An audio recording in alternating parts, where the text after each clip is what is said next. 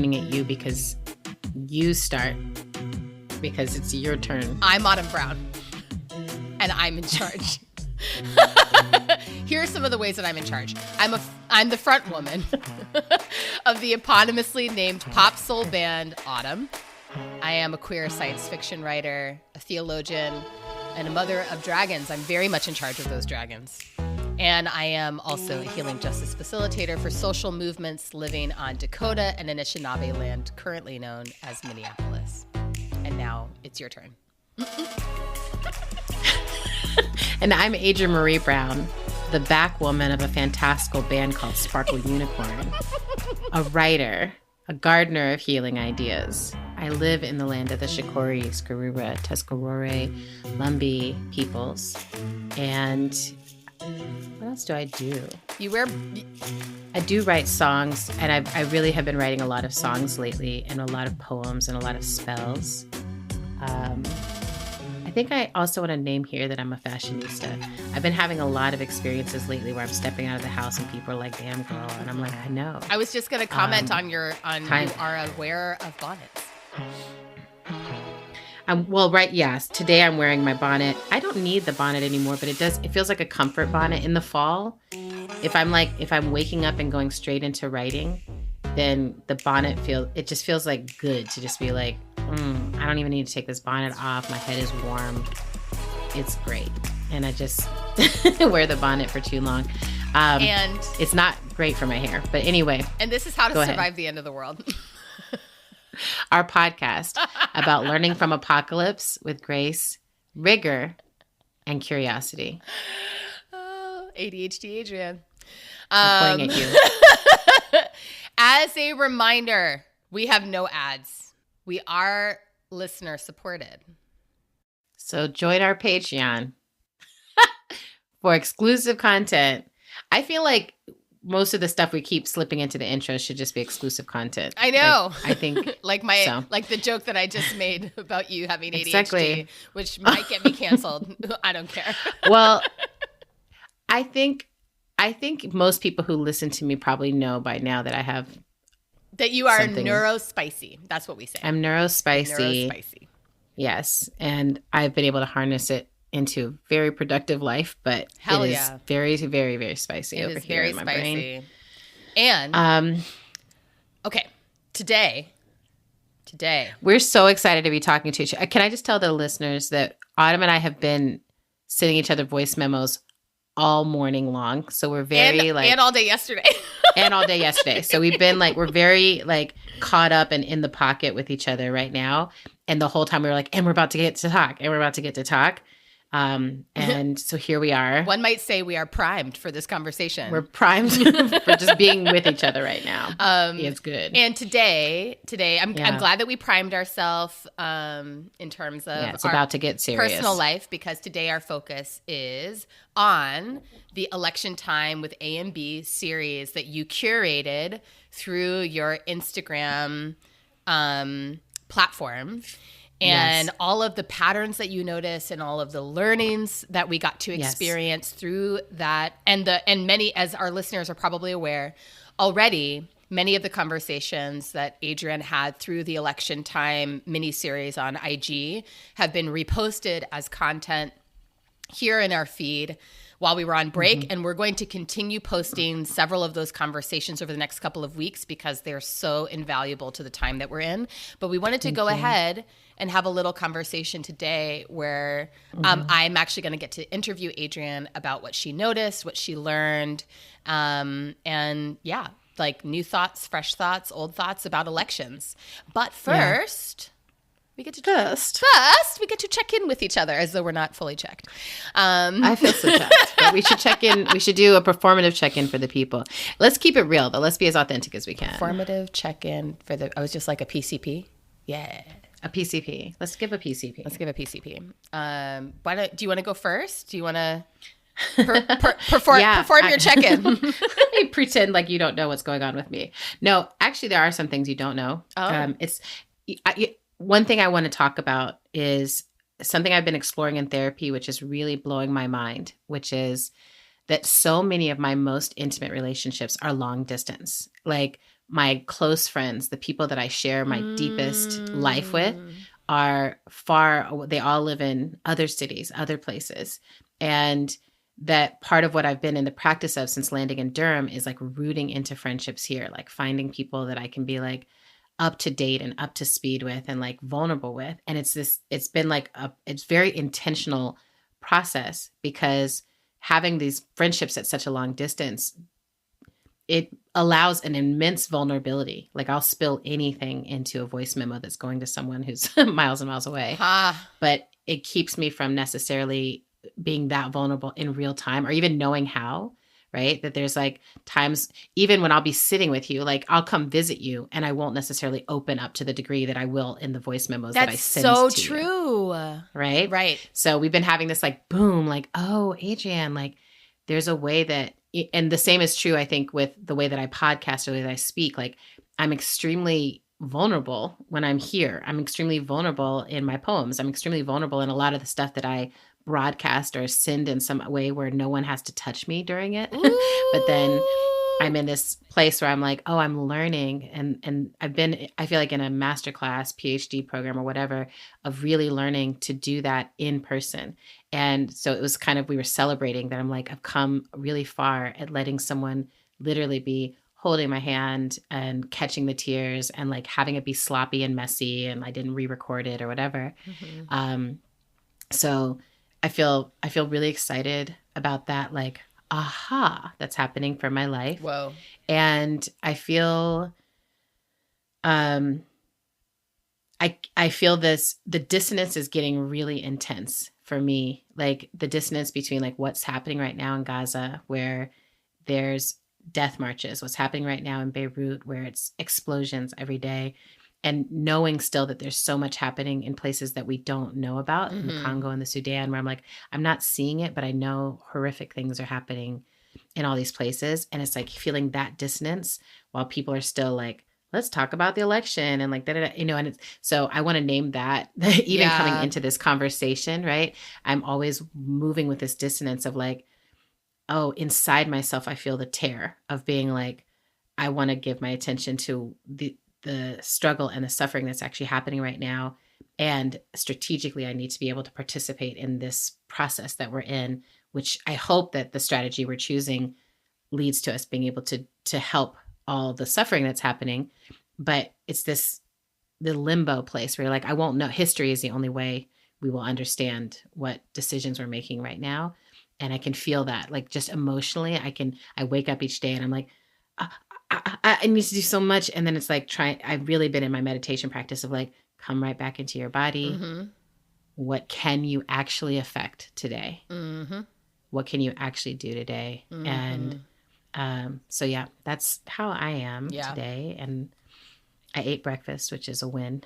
Good job. I've been struggling to eat. So I ate breakfast today and that feels good. How about you, sister? Wow. Thank you for that check-in. And I just want to really say I hear you about the dissonance and the inner tear of, like having to, right. It's like, it's in a way, it's like an embodiment of the political principles that you wrote about in Emergent Strategy, small is all. And that you have to, where one interpretation of that is like really taking responsibility for the political terrain that you stand on. Yes. And, or where like geographically, where you are located, taking responsibility for full engagement in like the actual political conditions of your geography, and how hard that is when you feel aware, when we are aware of everything that's happening that is directly related to our political terrain. So that's right. Yeah, it's really complicated. So thank you for naming that. I feel tired today. I'm feeling like, like emotionally kind of like wrung out. I've been in a lot of depthful and productive, but exhausting emotional processing over the last few days. On a few different fronts of life, and I'm going through a lot of change on a number of fronts of life. And as I've shared in previous conversations, it's really, really positive changes that I feel really excited about, but it still requires a lot of energy. So what I've been doing is really trying to root in moments of intimacy. And I've been having the sweetest moments of intimacy with my children, just like really incredible conversations with them, moments where I'm just seeing how thoughtful they are, how caring they are. I had a whole really incredible conversation with one of my children recently chose to end a couple of friendships. And it was like, it was like she felt a real shift, like a growing away from these particular friends, and was noticing a real lack of sensitivity in those friends around some issues that are very important to her. And we had just like incredible conversations about it, about her process, about like why the relationships weren't feeling like good or safe anymore. And then she like literally sat down with these people, these two friends, and like had it out with them, like had a hard conversation with them about like why our friendship isn't working, these behaviors that they've exhibited that were really hard. And like she sat down by herself with the two of them at the same time and like really confronted it. And then by the end of nibbling. And then by the end of the conversation was like, okay. And that I feel like it won't work for me to continue investing in this relationship. I mean, it was like, I was like, wow. The kids are going to be all right. The kids are going to be all right. I was just like, the skills that these kids are having. And good job on you on the parenting. Cause I know that skill doesn't just, just pop up. And no. And we also just went through like parent teacher conference season. And there's a sweetness in parent teacher conference season because it's like you get a window into like how other adults relate to and experience and see your child. And like my one of my kids is like studying French, and like I got on a call with her French teacher, and her French teacher is like, I'm really concerned that she's going to get bored in my class. I think she needs to move up to the next level of French. And I was like, that's an amazing, like that's such genius. And it's funny because she's at an age where she doesn't want to do things like that because she wants to be with her friends. But like, and so it has to be her choice, and she's going to make her own decision about it. But it was like, it's just cool to be like, oh yeah, listen. Yeah, it's just cool. It's just really the perils of the gifted and talented. The trials, the trials, the loneliness of the gifted and children. The trials and travails. So I'm glad that she has a teacher who's paying that level of attention. Yeah, sees that. And so anyway, it's just been like a very sweet. It's been a sweet season of like just settling in and paying closer attention to them, both because I love them and they're my children, it's my responsibility, and also because it's grounding for me with everything else that's happening in the world. Like it would be so easy for me to just be like super dissociated right now. Yeah. And and doom scrolling and like all of the things that like that kind of really I mean, you know me, I'm always thinking about as someone who's been doing like facilitation and organizing my whole adult life. I'm always thinking about what are the mechanisms that this system uses to make us feel like we are taking action when we aren't, or make us feel like we're doing something when we're not, or make us, or conversely, make us feel that we're powerless when we're not. And then, so anything that like sniffs of that, I pay extra attention to. I pay extra attention to. and which, you know, can make me kind of like an unpopular collaborator. I have noticed that is like one of not everyone loves it. Not everyone loves it. Yeah, because it's like I am very quick to name when I think that something is a waste of time, and that's not like, come on, Sag. That's not energy that everybody loves, but I do feel like it's also my special sauce. Yeah, I think it's also very, to me, it's a sign of maturity, or it's a way that I've experienced my own maturity, where I'm like, oh, no, we're not going to be wasting time. Like, we don't have a lot of it. We don't have time. I'm going to die. We're going to die at the end of this. That meme. So, did I send you that meme? Yeah, that meme. You sent me that. And I was just, that's going into, it'll probably be in a thread before the end of this, before this comes out. Because I was like, that is the Scorpio season reality of it all. And that's how I live my whole life, is I'm just like, if the scale at which I'm determining this is like, how will I feel about it on my deathbed, then we've got to get through this call immediately. Exactly. I'm like, you're wasting my time, and you wasted my love, and you wasted my attention, which is maybe worse than wasting my love, my brilliance. Yeah. Anyway. All right. You need a remix. The remix called "Wasted at Work." Wasted at work. Okay. Wasted online. Okay. On that note, let's get into some of the things. So, I want to just do a little framing up of what we're going to talk about. Frame it up, Chris. Frame it up. So, we're going to talk about, I don't know, what is happening. Here's what's happening. What's happening is that we're having the ecstatic experience of being together, even though we have hard things that we have to talk about. Mm-hmm. We're still feeling the like jubilation of being in each other's presence. Exactly, Seth. So I wonder if other people have that reference. I always think this. I say it all the time, and I'm just like, time. Did anyone else watch SNL? For anyone else who's not clear, it's like an SNL thing from like, I don't know if it's from the early 2000s or if it's from the teens. It was like, girl, you don't want to get stuck talking to at a party. On Weekend Update. You need to put myself in their shoes, okay? Do you know how many there are in China alone? How many what? Shoes, Seth. You could line them up and they would go around the earth 3 times. Sorry, the shoes would? Exactly, Seth. Exactly, Seth. Anyway. All right. Okay. Let's go. Here we go. Adrienne. Sister. My dear, wonderful sister. You've been curating a series of conversations on IG. Yeah. About how to orient to this election.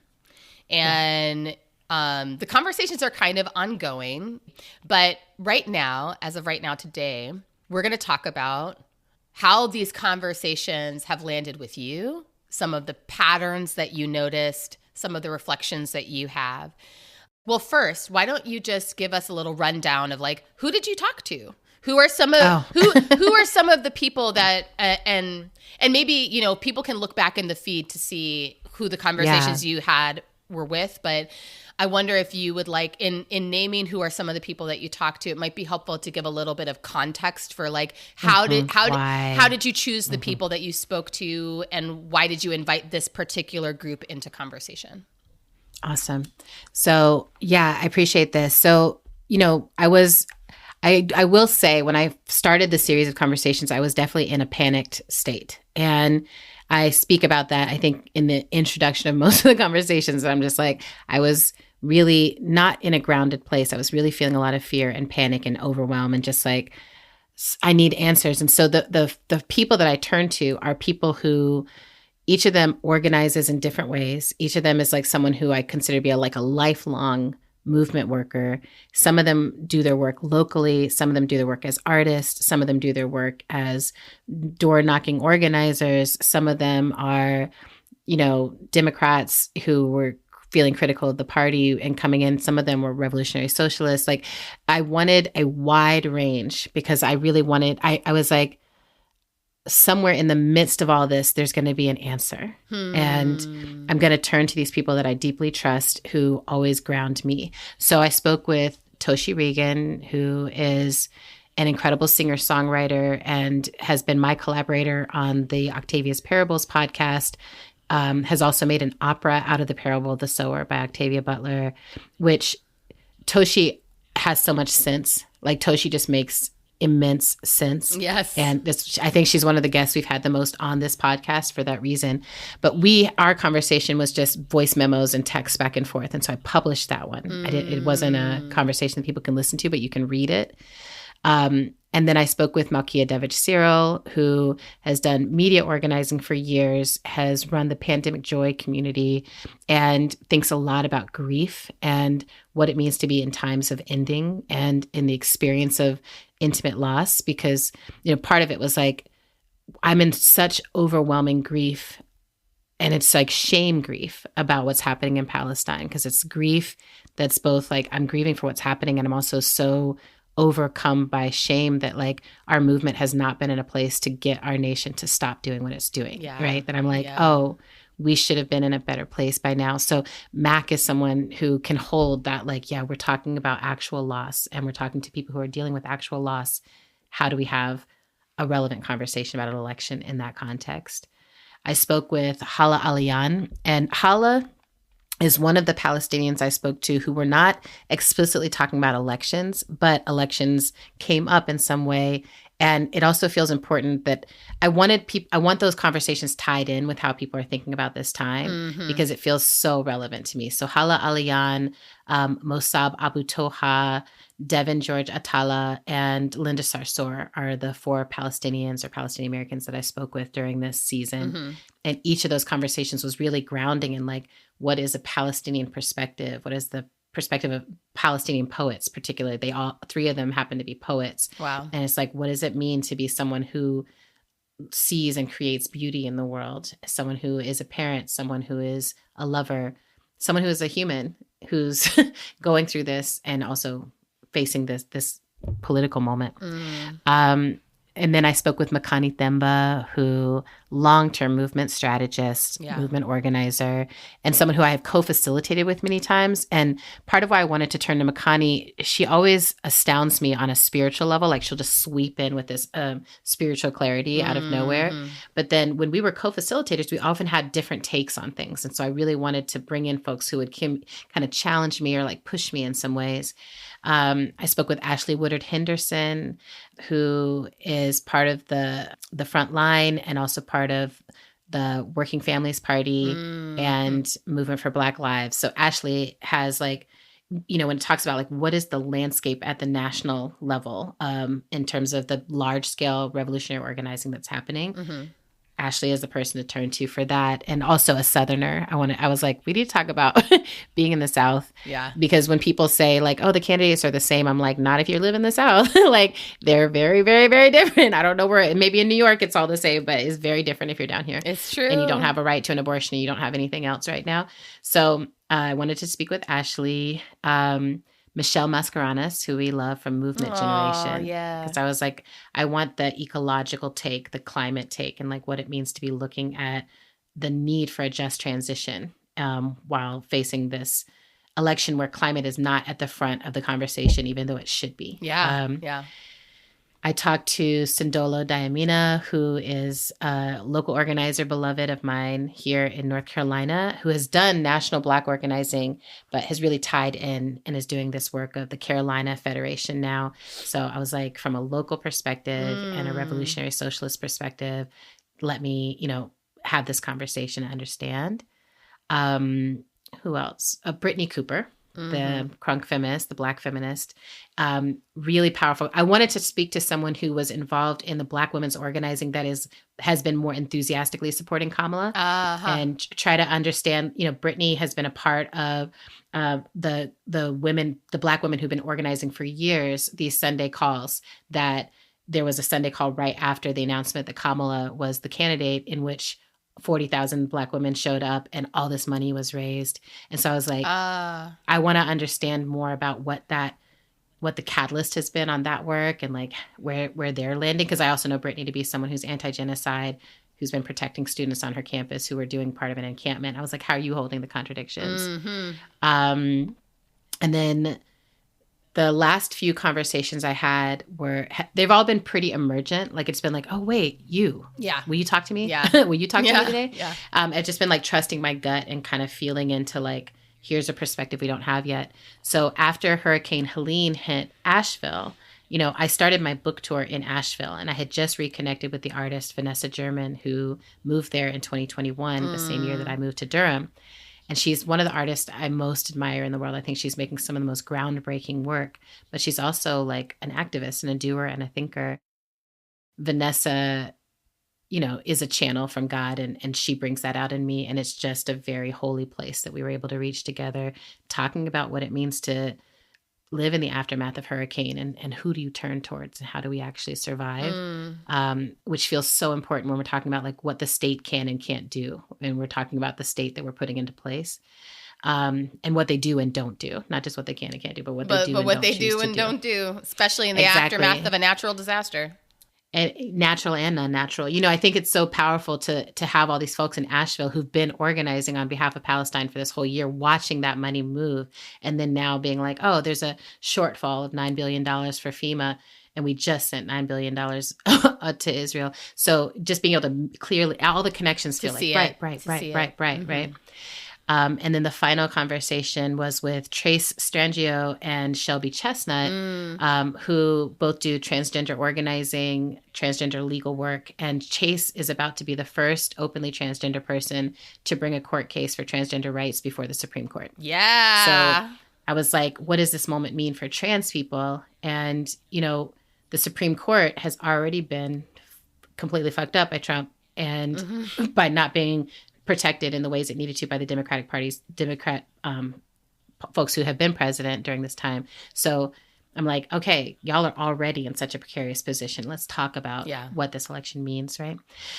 So those are all the conversations so far. And it was unexpected. Like I was just like, I need this, and I'm going to see if other people need this. And so those are the folks I talked to. And I already have a few, like I think there's at least 3 or 4 more conversations of people that I've planted the seed with. I know that I want to talk with Farai Chideya, who has covered every election since 2000 election as a Black female journalist. And then I want to talk to Nalini Stamp at the Working Families Party at some point. I want to talk to someone from the Uncommitted movement about what solidarity with Palestine can look like in the aftermath of this election, because I actually just got to have this talk as a liberation luminary with a group in New Mexico yesterday.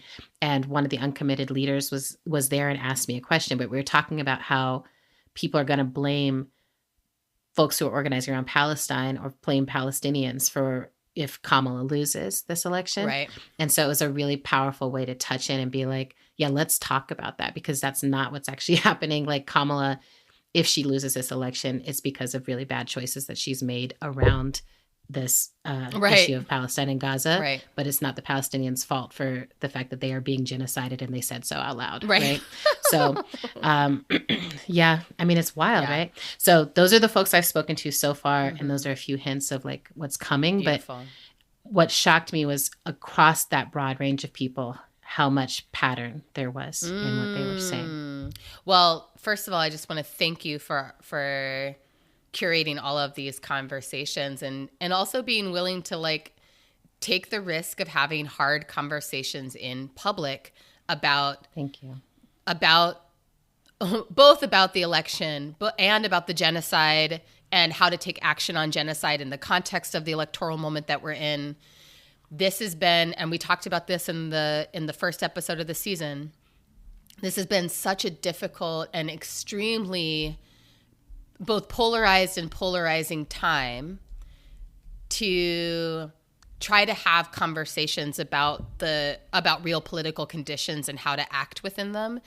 And I just deeply appreciate the courage of anyone who's willing to have a conversation in public that is intentionally nuanced, despite the fact that that the way things are kind of set up on the left right now, there's like a defaulting to lack of nuance, defaulting to purity politics, defaulting to we can't talk about things with complexity. And because it's so performative and there's so much virtue signaling that happens in these conversations. And so I just want to commend you for the courage that it took to really step forward with these conversations. Thank you, sister. And let's get into the patterns. What were some of the patterns that you saw across the conversations? So I made notes for this conversation because I was like, I want to, it's actually so much to track, and I feel like so many places I could go. So there's 5 major patterns that I want to hone in on and share here, which actually left me feeling more hopeful about the offline left, like the left of like people who are actually organizing in the streets and door knocking and organizing, right? So I really felt a distinction happen between what the offline left movement is up to and what's happening online, and how there's like, there's a real difference in tone and energy and all of it. But the first pattern I noticed was this piece around contradictions, that we're sitting in a contradiction that is extremely hard to hold. And most of us don't have any skill or have never had it brought to light that we have to sit in contradiction and we have to learn to hold it. So in the somatics world that I come from, that's one of the big lessons we learn, is how to be in your body and have 2 truths be happening at one moment. And literally we do an exercise where you have someone standing on either side of you speaking the words of these 2 things, and you have to find a way in your body not to shrink, not to collapse, not to panic, but how can I expand myself wide enough to hold that both of these things are true? And so what I felt coming into the conversations with each person was like the expansion that we were doing to be like, the truth is we are anti-genocide and we are anti-fascist, and we see them as 2 things that are connected, but they're being presented as 2 impossible things that you can't have at the same time in this election. That there's no candidate who's anti-genocide that can actually make it to the White House. And so but if you don't vote for Harris, then you're voting for fascism, right? That you're basically opening the door for fascism to come. But if you do vote for Harris, you're voting for genocide. Right. And this is the moment that we ended up in. And actually, when I started the conversations, I believe the first 2 were before Biden had stepped down. And so it was just really like, oh, we're going to lose this election. Right. Because this is the candidate. Right. And here's the contradiction that we're in, right? That we're not excited about that candidate. He also just will not be able to win. And here we are. Then Kamala came in and it was like, oh, we could win.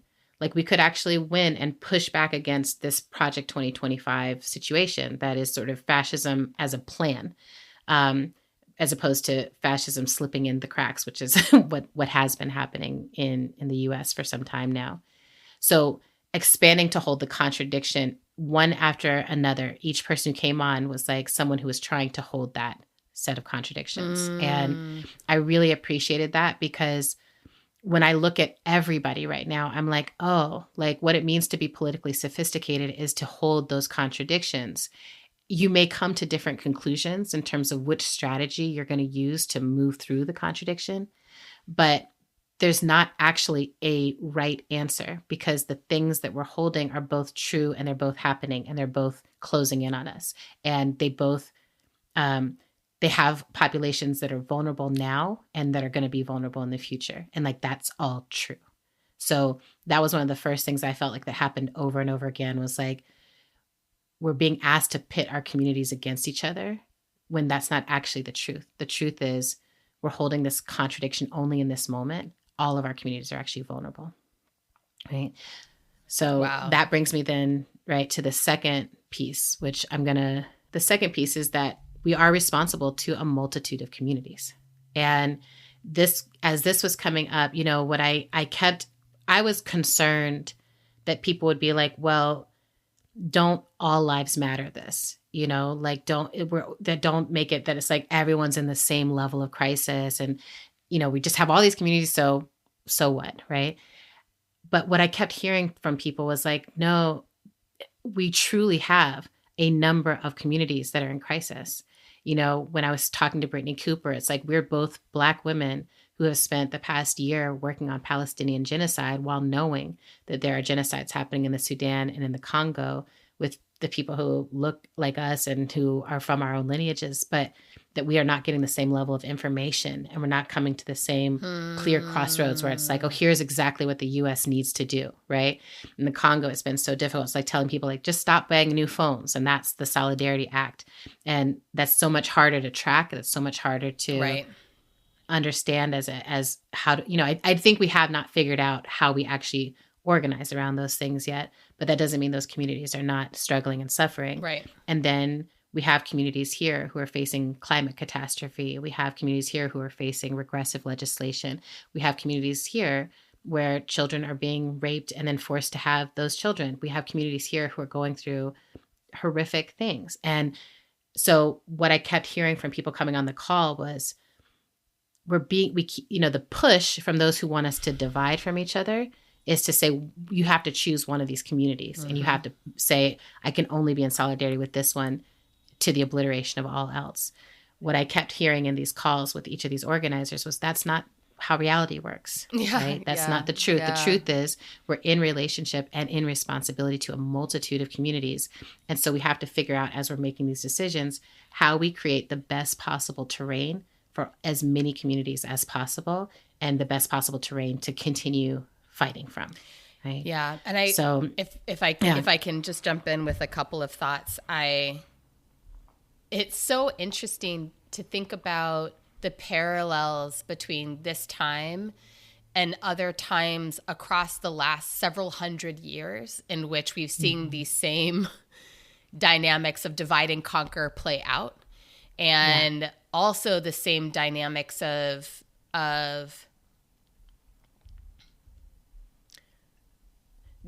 underneath the, what makes us vulnerable to divide and conquer tactics.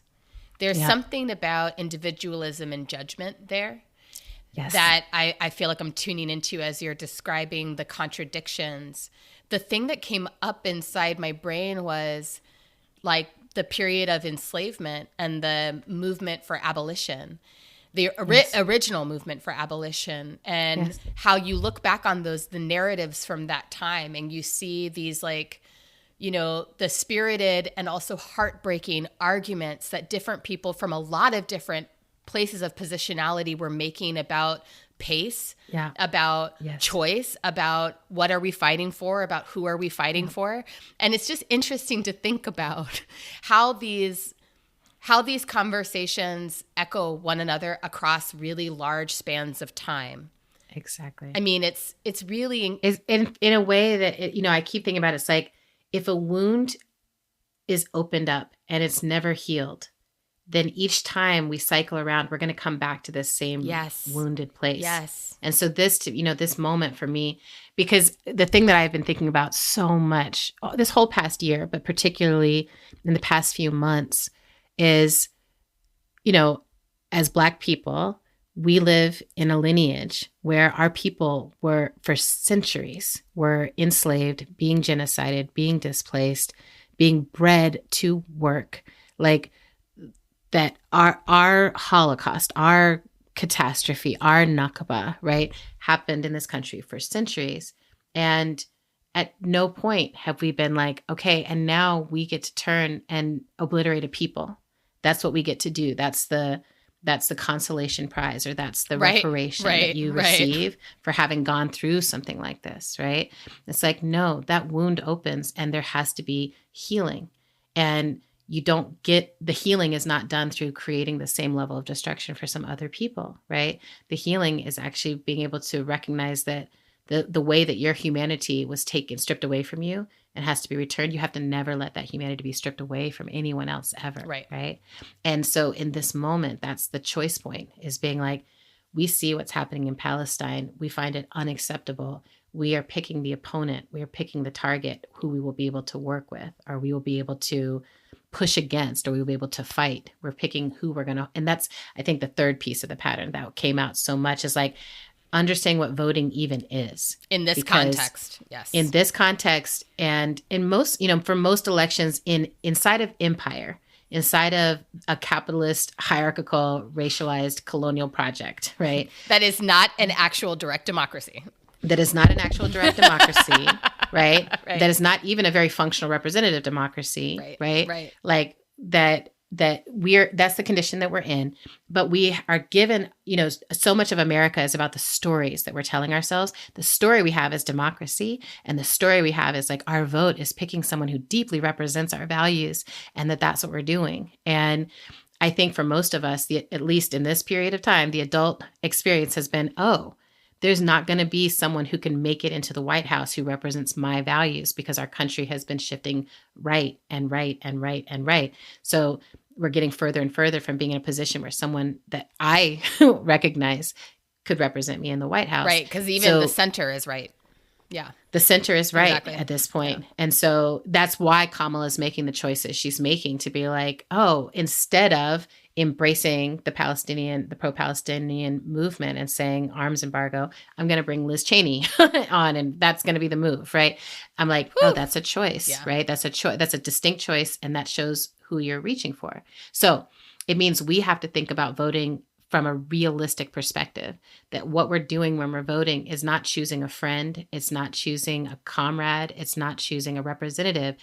At this point, because we are pushing against everything the empire wants, voting is choosing our opposition, it's choosing our target, and it's setting our terrain. Mm-hmm. So, and we're in a situation where our opposition, what is now called MAGA, and before that was Tea Party, and before that was just the fundamentalist right, that body of folks have been building for 50 years, moving up the local elective food chain, right, to get their folks into office, so that what should be a very niche, very odd, very far right perspective is now infused into our local politics all the way up to the White House. Right. And so as we're voting, it's like not just looking at the top of the ticket, but actually going all the way down the ballot and being like, where are all the places where MAGA is encroaching upon our society, and where are all the places where we can push them back? Right. Like, where do they have a foothold in systems of governance at all levels? At all levels, right? Because they're making decisions that normalize a very fundamentalist point of view all over the place. And this piece around setting the terrain, which came through, most clearly, I encourage people to go back and listen to Sindolo's conversation with me. But Sindolo really, laid it out as just like what it actually means to take some responsibility for the terrain on which you're fighting. And to say, like, we can create a terrain in which we spend the next 4 years fighting for our very right to protest, or seeing tons of our movement locked away, and what are the impacts that would have on our fights for Palestine, our fights for climate, our fights for the economy, our fights for Black life. Like, that's one terrain, right? And we can, if we say, look, what's happened with the genocide, we just cannot stomach voting for you, and that's too much, then we can see that, and we can say that's the terrain in which we'll be fighting. Or we can choose a terrain in which we're saying it's the status quo, right? The Harris administration is basically status quo from the Biden administration. So we're saying we give ourselves 4 more years of fairly similar conditions in which to be fighting, during which we're building the left. And again, there's not necessarily a right or wrong answer. I hear a lot of people being like, well, maybe that first terrain is the one that would awaken people to the next level. Maybe, right? But we've had a first Trump presidency. We saw what did and didn't happen during that time. And it's hard for people to awaken while they're being locked away and while they're being isolated from each other. So I'm really thinking about what is the terrain that allows us to be with each other in the fight, right?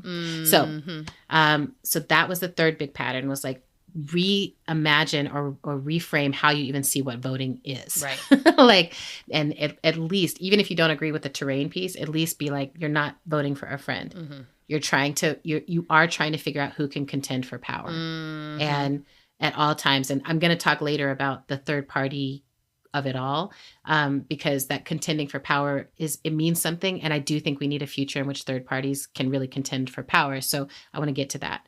But at this point, the big strategy that came out that I was like, this is point 4 of the patterns, was this idea of block and build, or build and defend. So this is what many of the like large scale left organization and coalition and alliance folks have gathered around. And the idea is block MAGA and build the left. And that at this moment, recognizing that MAGA has this explicit Project 2020. Just to slow you down a little bit, I just want to make sure to clarify for listeners that when we say block MAGA, we're talking about using your vote to block MAGA from taking any more governance power. Exactly. Right. So just to clarify for voters that that's what we mean when we say block MAGA. That's great. I mean, not voters, listeners. Listeners who hopefully are all voters as well. Right.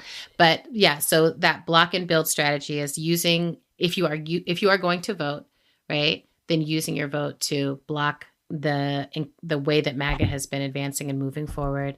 And that is a full ballot strategy, right? That it's because so much of it is like people are only talking about what's happening at the very top, but there's an entire system.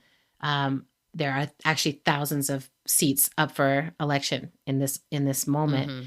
And so this idea of there being a wave, that there could be a red wave that comes in and that moves through all these places.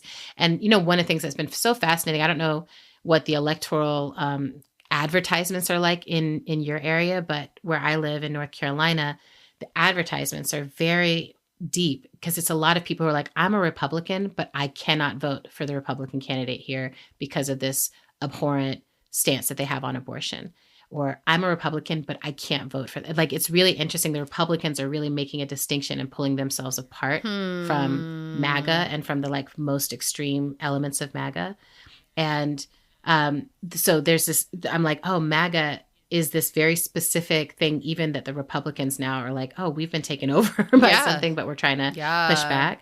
So it allows for a very wide tent in terms of like what this pushing back looks like, which, as uncomfortable as it is actually the scale at which we need to be moving right now, which is like, especially for the other part of the strategy, which is building the left. Which is the build the left, right? So, Ashley Woodard Henderson talked about this really coherently. A lot of the folks did, but this idea of everything we need to do to build the left is we can do that in the process of blocking MAGA. And everything we need to do to block MAGA helps us build the left, because it helps us build that understanding in people of what we're actually trying to do, which is have a care-based society, have a society where everyone actually has enough, have a society where people have bodily sovereignty, and have a society where people make decisions that put humans and the earth first, right? Like, the left is not some radical group of whatever. It's really like folks are like, we just want human-centered, earth-centered policy. Dignity. That's what we want. And autonomy. Right. So block and build, or block and defend. So some of the endorsement slates that I've seen, the Carolina Federation one is a good example. They put their endorsements as in a defense endorsement or a build endorsement. So there were some endorsements where they're like, this is not someone who we see as a friend or a comrade, or like someone we're actually endorsing as like, we like their policies. They're just the best possible option in defending us against this encroachment of MAGA. So this is just a defense endorsement. We will be fighting with this person on November 6th. Right. Or January, whatever, whenever they are in office. And then there's the build ones where it's like, this person's actually aligned with our politics, aligned with what we want to see. And so that endorsement is, we want to build. That's helpful. So yeah, that felt really, really cool. And then this idea of building the left, I want to also name that it's not just the voting that we build the left, right? But after after the hurricane hit Asheville, the folks who showed up first as the mutual aid guides, that's the left, right? Right. That's the folks who've been practicing mutual aid with each other and practicing care and community. Beloved Asheville, Firestorm Co-op, all these places that have been like doing the work in the long term. That's what's going to be needed for this next period of history anyway. Yeah. So if you're like, okay, I just can't even bring myself to participate in voting, cool. You can still be a part of building the left. Like if you can't handle it, if you can't stomach the voting process, I felt myself feeling this deep understanding as I was listening, that I was like, all of these paths are okay. All of these paths are okay. Like, I understand why someone might be like, I can't do it. I can't vote. Okay, you can still be part of this building the left project, or I can vote, but I can't find I have to vote for a third party candidate. Okay, here's how you can still be a part of this. And we have to build the left not only for power and contending for power in the country, but also for attending to the crises that are going to continue to unfold and escalate over this next period of climate catastrophe. I just wanted to add, before we get to number 5, I just wanted to add one little plug for a project that I recently learned about in the spirit of like, when people who are in that place of like, I can't bring myself to vote in this context. Yes. There's an artist, a local artist in Philly, who shared with me a project that was created by a group of folks in Philadelphia called Vote by Pal. And I think the website is literally like votebypal.com, but it's like, if you truly cannot bring yourself to vote in this election for yourself, then you can fill out this form that connects you to a pal, someone who can't legally vote in this country. And then you cast your vote on their behalf. Like, you basically find out how they would actually like to vote on the ballot. And you'll be, my understanding is that it connects you to someone local to you where like you'd be voting in the same election. So I just wanted to offer that as a resource to people where it's like, if you really can't, you know, I completely understand people's inability to cast. And there's something that's very powerful to me about recognizing that like there is a whole spectrum of how people orient to voting. And there's a lot of people in this country who would love to be able to vote and who are directly impacted by the outcome of the election and would love to cast a vote and can't. And so it's just another way of orienting, right? And it's I really love that. And it's totally legal. I love that. And I love that legal strategy. There's one I was going to talk about later, but I can bring it up now, which is also swap the vote, which is you can swap your vote with someone who between swing states and non-swing states. So if you're in a state where there's like, it's not a swing state. So they're like, can we swap the vote? So you'll vote third party in a non-swing state and I will vote for the Democrats in this swing state. Oh, right? Fascinating. So yeah, I'm really, and again, a lot of this stuff is like popping up. It feels last minute, but hey, it's happening. We're adapting. It's emergent. We're trying to figure out all the possible ways to navigate the contradictions.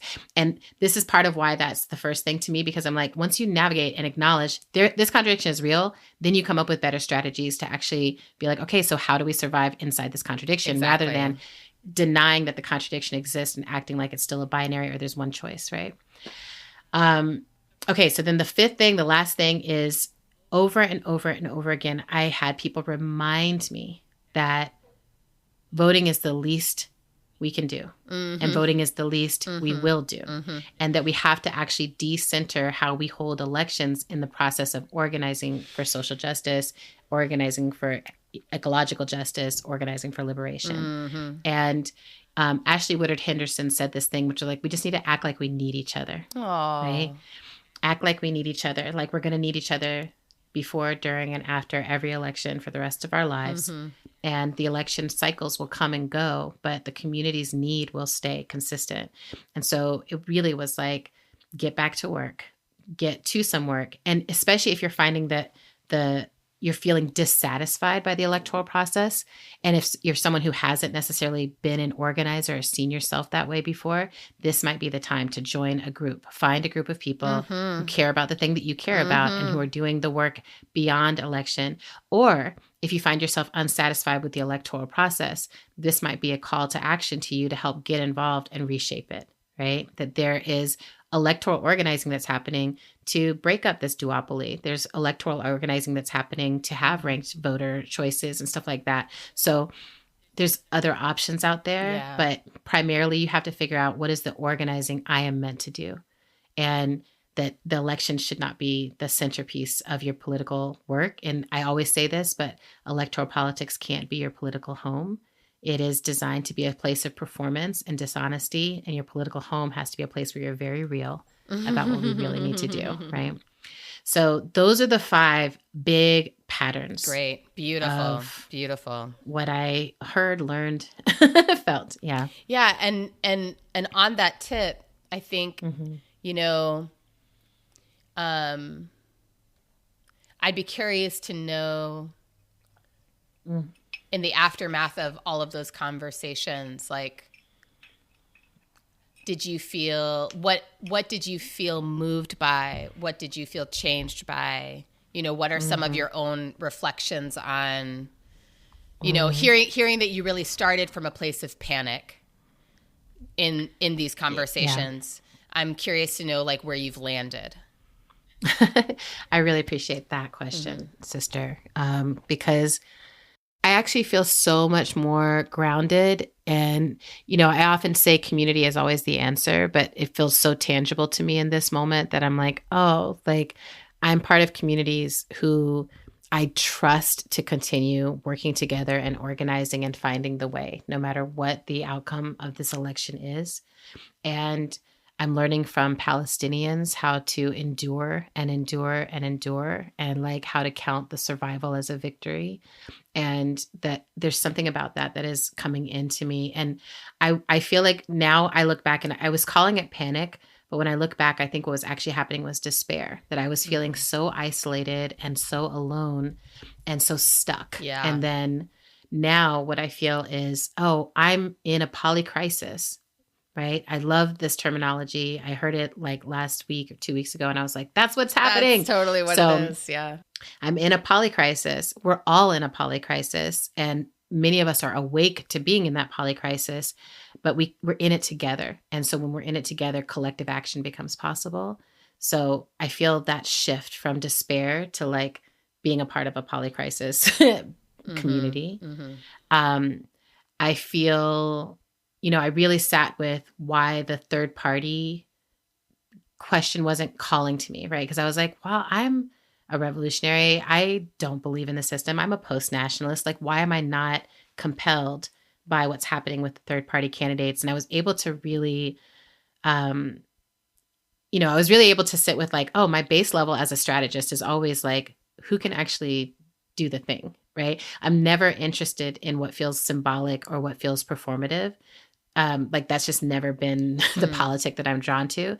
And so for me, running for office when you know that there's no chance that you can actually achieve the White House, and like there hasn't been the organizing done to make sure you can achieve the White House, I'm just like, I don't get it, right? Like I'm like in a time like this when fascism is the threat that's facing us, I'm like, I can't afford to spend any time on stuff that's not going to actually be a legitimate, tangible, material block to that. But I had a really powerful conversation with someone else for their podcast that is going to come out sometime soon. And they were talking about how if we could just get 5% for some of these third parties in some of these states, that would, or, across the country, that would actually open the door for there to be a viable path to the White House for a party that's not one of the main two parties right now. And I was really compelled by that, right? That I was like, okay, like, again, I want to see that commitment building, not just at the national electoral level, because that's what feels performative to me. I'm like, I want to see that build at the local level so that there's a real sweep or a real move. And I want to uplift India more here because early on, like when I was in the crisis still, India was like, it would be so amazing if all the third party candidates got together and ran together, like actually came together and said, our goal is to break the duopoly and we're going to work together to do that. And I thought it was such a powerful idea.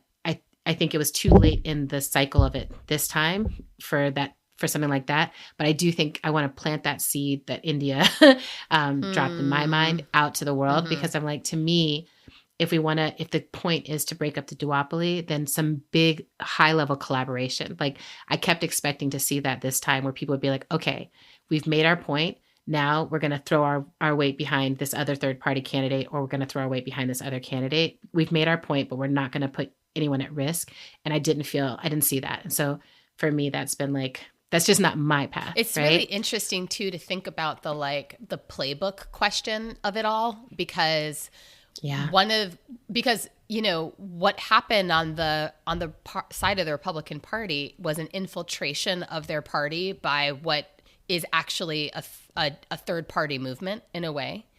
And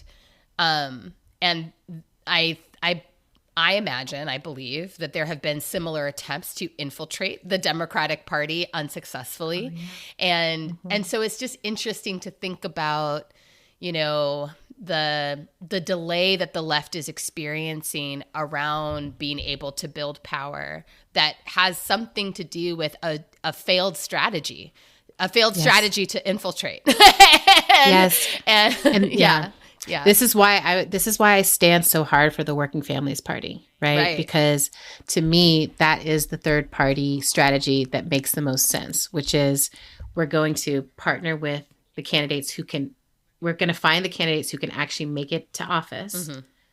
And we're going to partner with those and help our folks figure out what the needs are while also building capacity, building understanding, building political coherence about this process. I can see the Working Families Party being the party that actually one day is able to penetrate and achieve the White House. Interesting. Right? I can imagine that, but I think it'll be a few election cycles, and I think they know that, and they're running everything with this longer term vision in mind, which it doesn't, it just feels like, oh, that's the way. So that's the other thing I did this year. I became a dues-paying member of the Working Families Party. So I was like, I really support what they're doing, and I really support in this election. So I want to say a word about endorsements, because one of the things that happened is I had these conversations and I shared them all on Instagram. And then I also shared what came next for the different groups. So as groups decided to make their statements or make their endorsements, I uplifted them and I shared them. So I shared the Working Families Party endorsement. I shared the Carolina Federation's endorsement. I shared the North Star Socialist Organization endorsement. And I shared the Uncommitted Movement's non-endorsement. And I ended up rolling within the Uncommitted Movement's non-endorsement in terms of how I feel personally like I'm operating. That I'm like, if Kamala had been able to respond to the Uncommitted Movement's demands and been able to have a Palestinian speaker speak at the DNC and been able to say publicly, yes, we want an arms embargo and we're not going to give them another 30 days till they completely starve out everyone in Jabalia and completely exterminate North Gaza before we have this arms embargo. I think if I had seen those moves happen, and I'm not unrealistic. I understand that as the vice president, there are limitations to what she can do and even what she can say during this campaign period. Like, I understand that there's a whole bunch of political positioning happening, but there was a level of what I needed that felt doable to me, given the pressure and given what's happening in Palestine, that I would have needed to see to make an endorsement. But I did post the endorsements of each of the people I talked to because I was like, this is collective thinking, and it's collective thinking that is solid, that is actually hopeful, and that is actually savvy. And it feels like emergent strategy to me. It feels like finding the openings, finding the small openings, finding the alignment, moving as a group and moving together. Yes. So I also did not endorse anyone and don't plan to. No one earned my endorsement, but I do roll with this blocking MAGA, building the left, and finding a way forward that is actually real. And I think the very last thing that I want to say is I've really been reflecting on punishment versus consequence versus transformation in all of this, because so much of what I've heard from people who are like, I can't handle the voting. We need to punish the Democrats for what happened. We need to punish them for the decisions that they've made. And something that has felt more clear to me, I think, than ever before is that when you live in an elite-run duopoly, you can't punish the party in power without punishing the most marginalized more, right?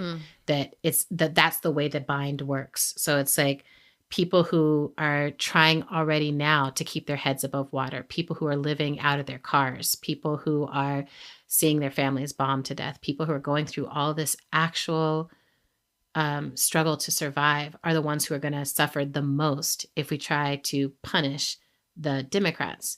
So I also don't believe in punishment. Like, I don't think it ever leads to peace. I think it leads, it's vengeance and it's righteousness, but I don't think punishment works. As an abolitionist, I don't see it work for individuals.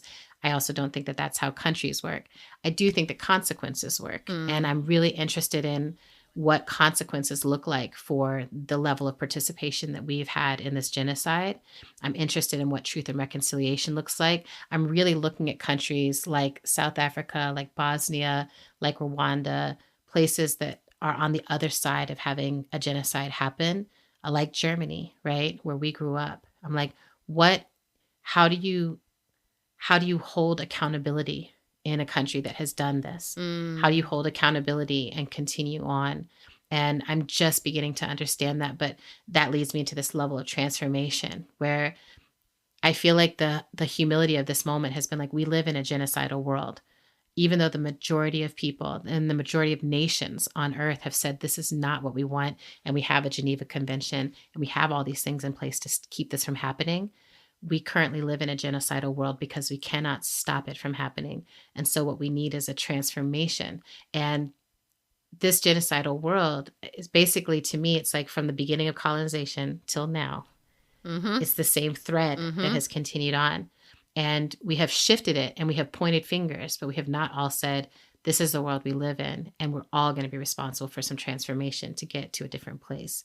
So I'm really thinking about that, like what it takes to transform from a culture that can normalize genocide, because that's the dissonance we spoke of earlier. Part of it is being in a world where you're still expected to go about life as normal while knowing that these things are happening.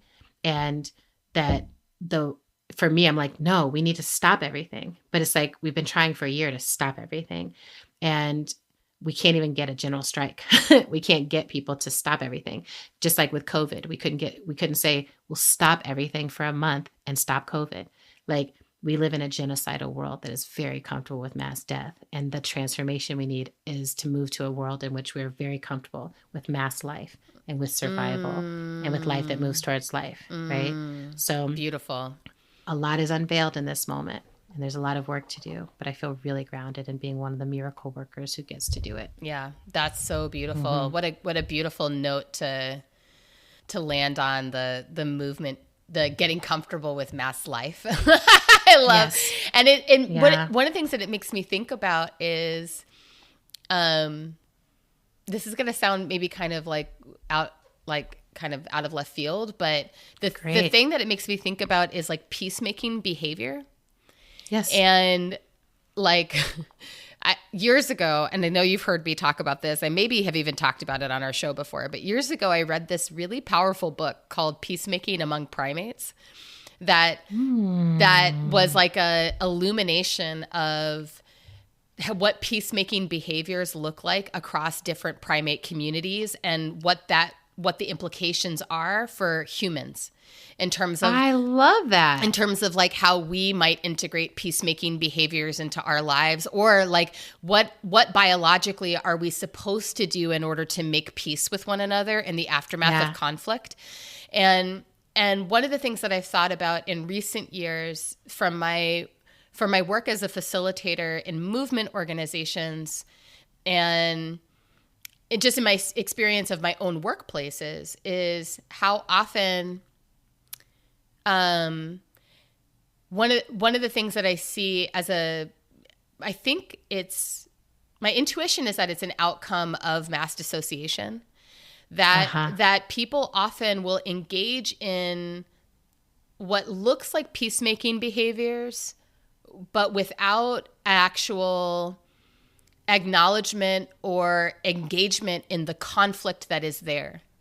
Yes. And I think that it's something that I've tuned into more because of martial arts training, that, you know, in martial arts training, obviously what we're doing at all times is engaging with actual conflict, aggression, and violence, and understanding it as normal, natural, moving towards it, and then neutralizing through the process of harmonization, right? Neutralizing the conflict through harmonization. And the whole, I mean, one of the things I love about Aikido is that the question that's posed by Aikido, which is like a fucking juicy question, is the question like, can a sword bring life? Right. Rather than death, right? That's right. Like, you know, the biography of the Aikido practitioner who is broadly considered responsible for bringing Aikido to the U.S. is entitled The Life-Giving Sword. And so I think about that a lot now, where it's like, oh, I know more about how to make peace if I actually know where the conflict is, or if I can actually wholeheartedly experience the conflict. And my sweetheart and I talk about this all the time because he's a conflict worker, so he thinks a lot about this, and I'm thinking a lot about it, and I'm thinking about what that means in relationship to, you know, this broad perspective you're bringing of from colonization to now, we've been living in a genocidal state. Yes. And in order to disrupt the genocidal state, we would actually, there is something about the requirement is that we learn how to make peace. But the only way that we will learn how to make peace is to go towards the conflict, the violence, the aggression, to be in the reality of it. Yeah. That's my wish and my prayer. Well, and you know, it's so interesting because during this whole process of doing the election time with A and B, I've been book touring for Love and Corrections. And what I understand about Love and Corrections, I always understand my books a little better once they're out. Mm-hmm. You know, like there's a way that I know it before it comes out. And then once it's in people's hands, there's a way that I understand it.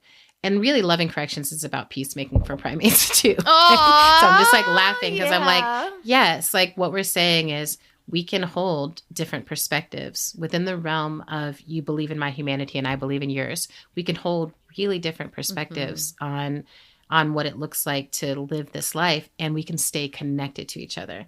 And like that was the main thing that was coming out of all these conversations is don't let us be divided from each other. Yes. Like that doesn't serve anyone. There are none of our communities who become safer by us becoming more divided and more insular and more antagonistic towards each other.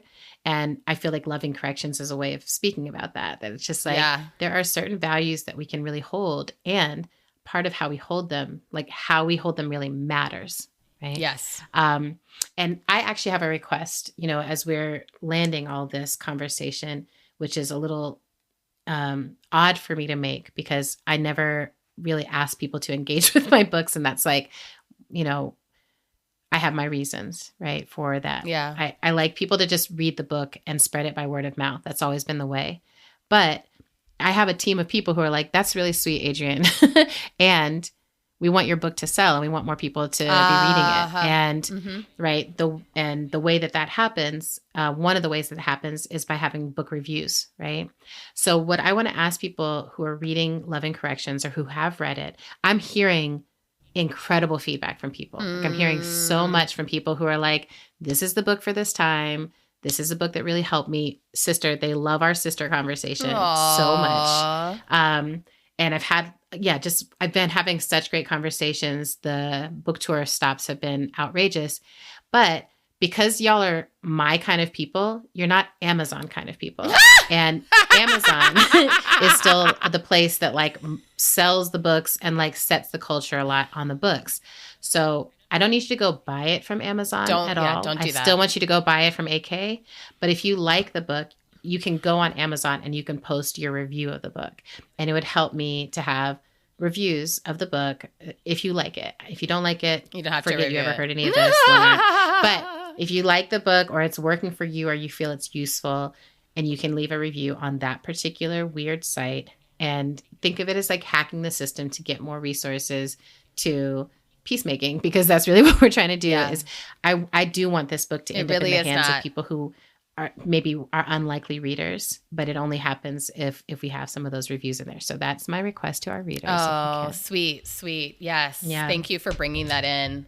And then and then do you have something coming up? Yes. Because So the thing I wanted to, as we sort of wrap the tail on the election series, you know, this episode is coming out, you know, at the very beginning of November. The election is still on the horizon. But one of the events that I'm hosting in November is a post-election conversation with Ricardo Levins Morales and Ariana Genis, who is a movement strategist and organizer. I mean, both of them are movement strategists and organizers, and have both organized together in the same geography and also have like deep organizing experience. I love that. And the framing of the conversation that we're hosting is we are generations building endurance for liberation.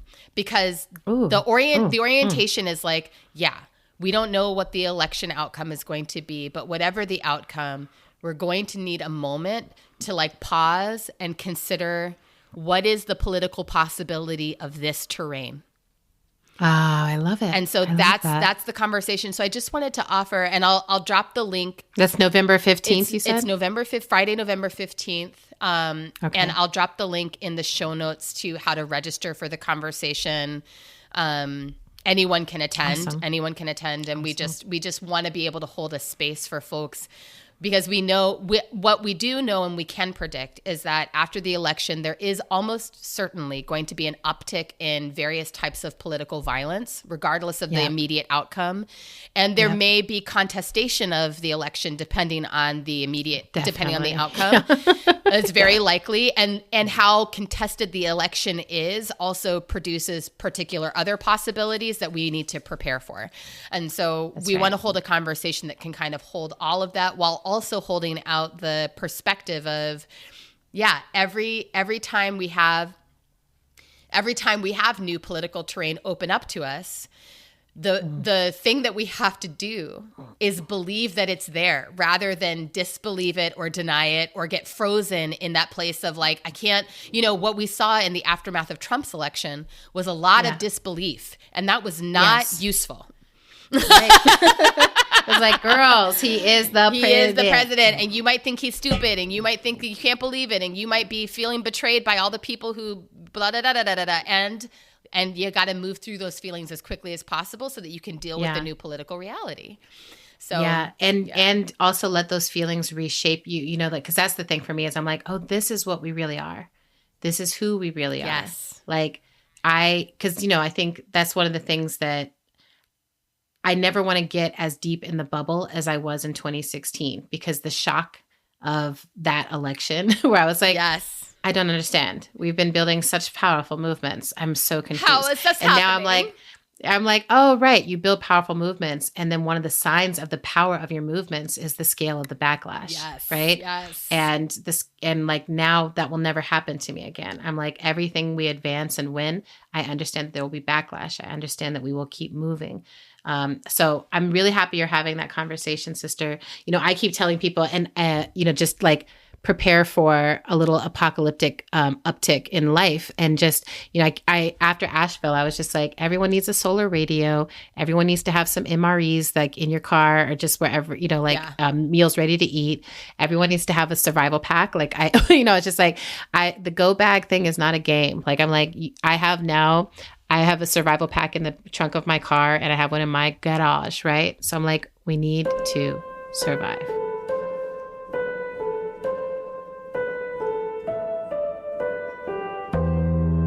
Incredible episode. Thanks for listening to our show.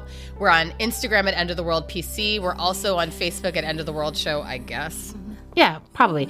You can make a sustaining donation to our show by visiting our page at patreon.com/endoftheworldshow. Another incredible thing you can do to help our show sustain itself is to write us a review on Apple Podcasts. If you're an iPhone person, while you're, maybe take a moment to write the review on Apple Podcasts, and then you can take a moment to write a review of Adrian's book on Amazon while you're at it. Thank you. Yes. Purchasing nothing. And How to Survive the End of the World is produced and edited by the pretty boy, Zach Rosen. And the transcripts are in our show notes and on our website at endoftheworldshow.org. Music for today's show comes from Autumn, the band, and Tunde Alanuran. All right. We love y'all. See you next time. Go vote.